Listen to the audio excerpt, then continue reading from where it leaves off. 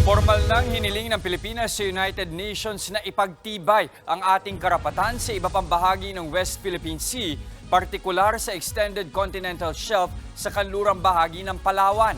Sa gitna yan ang patuloy na pang-aangkin ng teritoryo ng China. Nasa frontline ng balitang yan, si Elaine Fulgencio.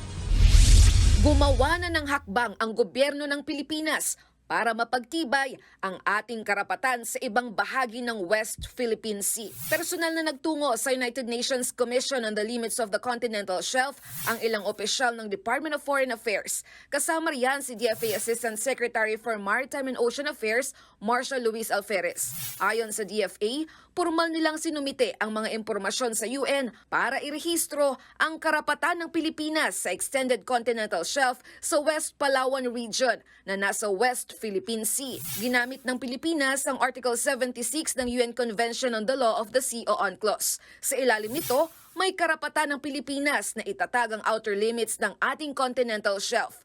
Kasama riyan ang mga seabed at subsoil sa mga submarine area na nasa labas ng 200 nautical miles pero hindi lalagpas sa 350 nautical miles mula sa baseline ng ating teritoryo. Ayon sa DFA, ang hakbang na ito ay deklarasyon hindi lamang ng maritime entitlement ng Pilipinas, kundi pati na rin sa commitment natin sa responsableng aplikasyon ng mga proseso. Ito na ang ikalawang beses na humiling ang Pilipinas ng Extended Continental Shelf sa UN.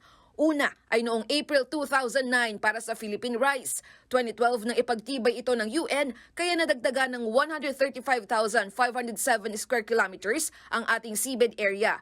Para kay Maritime Security Expert Dr. Chester Cabalza, importante ang hakbang na ito ng gobyerno, lalo't pagpapatibay ito sa ating maritime entitlements sa West Philippine Sea sa gitna ng pang-aangkin ng teritoryo ng China. Amidst the threat for intrusion, incursion, and invasion, meron talaga tayong legal basis. Since tayo yung challenge, tayo rin yung magpro-provide ng proof sa kanila that this is recognized by the world and as a obedient country to the international laws, then we have to provide those requirements. Nagbabalita mula sa frontline, Elaine Fulgencio, News 5. Mga kapatid, Jess De Los Santos po. Iba na ang may alam at may pakialam sa panahon ngayon.